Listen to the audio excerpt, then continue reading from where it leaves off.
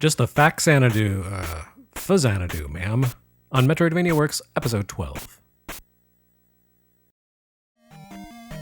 The history of the Metroidvania genre is the history of action RPGs. The two formats' Venn diagram doesn't describe a perfect overlapping circle, but it's not too far off. And when it comes to the history of the action RPG, no single developer did more to establish the workings and rules of the genre than Nihon Falcom. We've already touched on Falcom's formative work twice in this series, first with Dragon Slayer, then with its sequel Xanadu. That's not quite as many games as we've seen to this point by Nintendo, but that changes here. Over a span of about 18 months in 1986 and 87, Nihon Falcom leapt definitively into the action RPG lead by taking a hand in no less than 4 influential games. Although these adventures don't perfectly intersect with the Metroidvania, each one has its place in the genre's history, and collectively, they established Nihon Falcom as the developer to most actively lay down the rules of the game. Summer 1986 saw the arrival of the third entry in the Dragon Slayer franchise, Romancia, also known as Dragon Slayer Jr. Falling somewhere between an adventure game and an RPG, Romancia straddled genres a bit like the Goonies 2 would, though in very different ways. The original Romancia is a tough game to play for an American in the year 2020, so much of this overview is based on Hardcore Gaming 101's excellent retrospective on it. The footage here comes from the Famicom version of Romancia, which is pretty radically different from the original computer game. On Famicom, Romancia dropped many of its core elements, not least of which was its time limit. Where Dragon Slayer and Xanadu especially were meant to be played for long sessions over which players would build up their heroes' stats and equipment, Romancia was designed to be impossible to play for extended periods. The game operated under a strict 30-minute time limit. Players had half an hour in which to complete their quest, or less potentially if they made poor choices that resulted in their time limit being reduced by 50% to a mere 15 minutes. This is not to say Romancia was a 30-minute game experience. By all accounts, it could take every bit as long to finish it in the aggregate as a full-scale game like Dragon Slayer, if not more so. Each 30-minute session of Romancia was meant to be an exercise in discovery, in eking out a little more progress for next time. Falcom designed the game to be oblique and confusing in the spirit of PC adventures like those from Sierra Online, full of cryptic secrets and poorly telegraphed solutions. Completing Romancia required a fair bit of finger dexterity, but also a willingness to experiment and explore and try counterintuitive actions in every corner of the screen.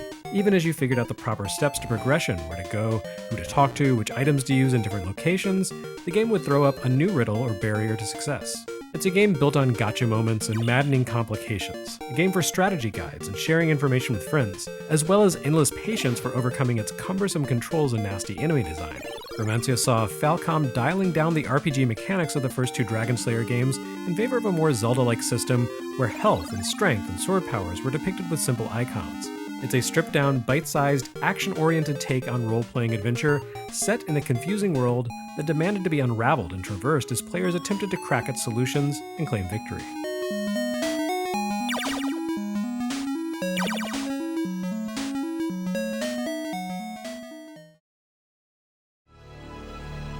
A far more enduring take on the action RPG would arrive the following summer with the first entry in Falcom's most popular series, June 1987's Ys 1, Ancient Ys Vanished. For convenience, and since basically every reissue of the game over the past 30 years has done likewise given how one flows into the other, I'm combining both Ys 1 and Ys 2 here. With Ys, Falcom found its sweet spot. It's a fast-paced action game that nevertheless fully embraces its role-playing heritage. Spells and stats and inventory and exploration all factor into Ys, even though the game moves at a blazing fast clip.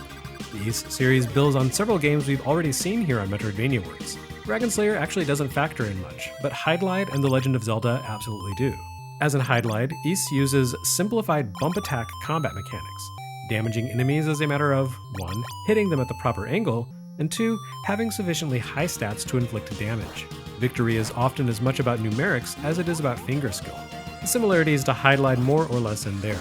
In terms of overall design and sophistication, Ys compares much more closely to Zelda. Its overworld lacks the sandbox vibe of Zelda, but its dungeon-based progression unfolds steadily, with a nicely rising difficulty curve, which spikes sharply once you come face-to-face with bosses.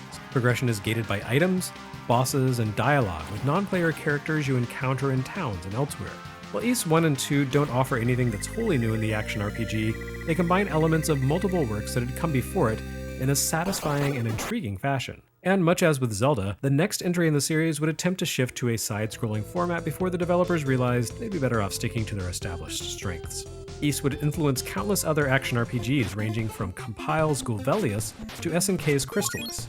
Games that didn't necessarily stick to the HYDLIDE bump combat format, but which carried forward Ys's tradition of brisk action and meaty role-playing systems. A month after Ys debuted, Falcom's next Dragon Slayer adventure debuted on MSX, with a Famicom conversion to follow soon after. Dragon Slayer 4, the Drasley family, localized for America by Bruderbund as Legacy of the Wizard, intersects with the tenets of the Metroidvania that would be laid down in the following years in a far more meaningful way than Romancia or Ys. Not only is it a side-scrolling platformer, it's a side-scrolling platformer that gates progression based on a combination of character skills, tools, and character skills augmented by tools. The entire quest here takes place in a sprawling underground labyrinth, a 16 by 16 grid of screens. While a total space of 256 screens may not seem like a lot, Legacy of the Wizard's labyrinth is dense, not to mention unfriendly. You need to explore the dungeon in its entirety, and it's loaded with one-way passages and hidden traps that can send you spilling backward into previously covered areas, forcing you to make your way forward again. On top of that, the dungeon is invisibly divided up so that each area can only be explored by a specific character. But you don't really know which character is suited for a given area until you've sorted it out through trial, error, and desperation.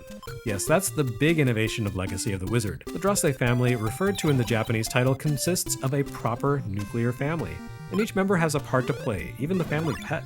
The father, mother, son, daughter, and pet, which is some strange pink critter named Pochi, can all venture forth to take part in the journey. Each character has his, her, or its own strengths and weaknesses, and each can only access a specific region of the dungeon. Pochi, for example, is a monster. That's its power. Because it's a monster, the other beasts of the labyrinth won't attack it, allowing you to travel and explore unmolested until you reach the boss of Pochi's area, who does attack. Meanwhile, the father Zem has powerful attack skills and miserable jumping capabilities, which limits the areas to which he can leap. However, his real advantage comes in his ability to manipulate certain blocks in the dungeon, turning his areas into something akin to a Sokoban adventure. On the other hand, the mother, Mena, can't wear the power glove, but she can use a wand that allows her to manipulate blocks indirectly. Her daughter Lil can break blocks with a pickaxe and augment her already excellent jumping skills with a winged rod. And finally, the family's son, Roas, is basically dead weight until the end, when you finally acquire the Dragon Slayer sword and do in fact live up to the game's title by slaying the dragon. Roas is the only character capable of wielding the blade. Advancement in Dragon Slayer amounts to exploration and acquisition. Each of the 4 useful characters must explore their portion of the dungeon, which, again, isn't clearly marked as such, and defeat a boss to acquire one of 4 mystical crowns that unlocks the Dragon Slayer sword for Roas. While each character has their own distinct stats and skills, including speed, strength, endurance, range, and jump height, success for every character except Pochi comes down to wielding that adventurer's unique items. You can't get far in Lil's area, for example, until you acquire the jump shoes, and you won't find the jump shoes along Lil's route. Instead, you need to acquire them while exploring Mena's portion of the labyrinth. Similarly, only Zem can acquire the mystic rod for Mena and the pickaxe for Lil. This amounts to the backtracking and item-based gating that, say, Nintendo incorporated into Metroid. But instead of building out a single character, Legacy of the Wizard distributes your capabilities across an entire RPG party and then forces the party members to explore individually. The integration of the Xanadu-style economy is as close as Legacy of the Wizard really comes to being an RPG. The systems here are even more simplistic than in Romancia. Your attributes max out at 100 units apiece, and that includes gold. Characters don't gain more hit points or upgrade their strengths. The closest you get to traditional RPG stat improvements is a set of armor that only Zem can wear to double his defense. Otherwise, the principles of advancement here are shouldered entirely by the act of exploration and key item acquisition. Legacy of the Wizard feels very much like the culmination of the 3 previous Dragon Slayer games. It simplifies the RPG mechanics even further than Romancia did, gives you a 5-member party with stats and skills like in Xanadu, and involves a lot of in-dungeon manipulation and returning to home base as in the original Dragon Slayer. However, the emphasis on 4 distinct characters and their tools pushes Legacy of the Wizard well away from pure RPG, through the adventure genre that Romancia and the Goonies too embraced, and into the realm of puzzle games. It's a puzzle action-adventure RPG, one that equally emphasizes exploration and intuitive problem-solving. This is a dense, challenging, often confounding adventure, but it works well. As with everything we've seen from Falcom to date, Legacy of the Wizard doesn't go out of its way to accommodate players. On the contrary, it asks much of them, but those who take the time to unravel its mysteries will find some tantalizing clues as to the future of the Metroidvania genre.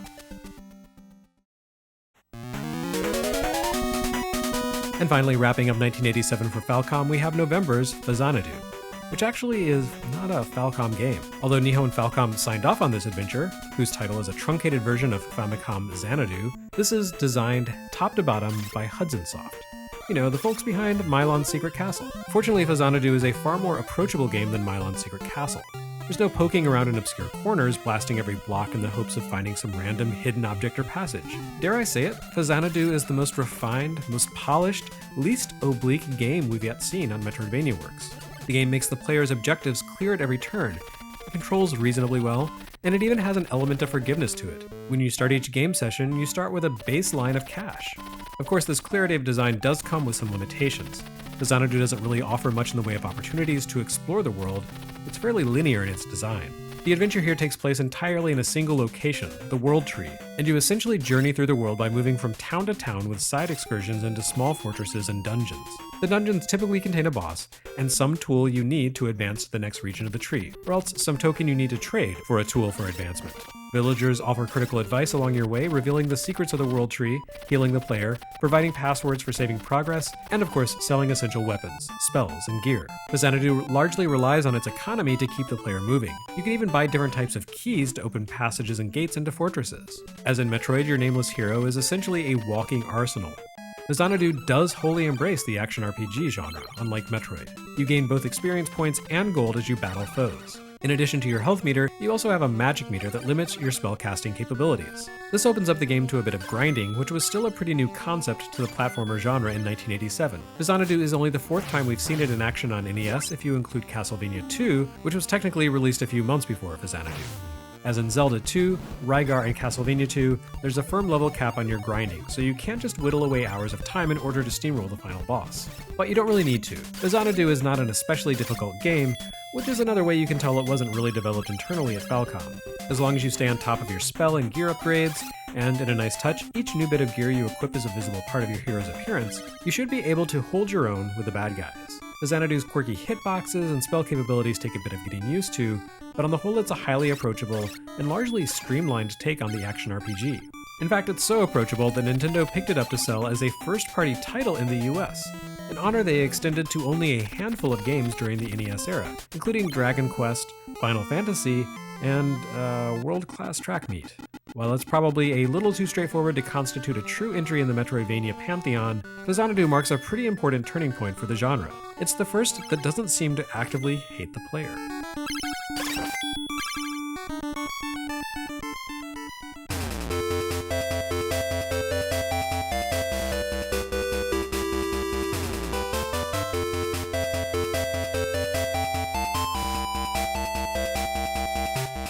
Next time on Metroidvania Works, Castlevania returns, and unlike Faxanadu, it does hate the player a whole lot.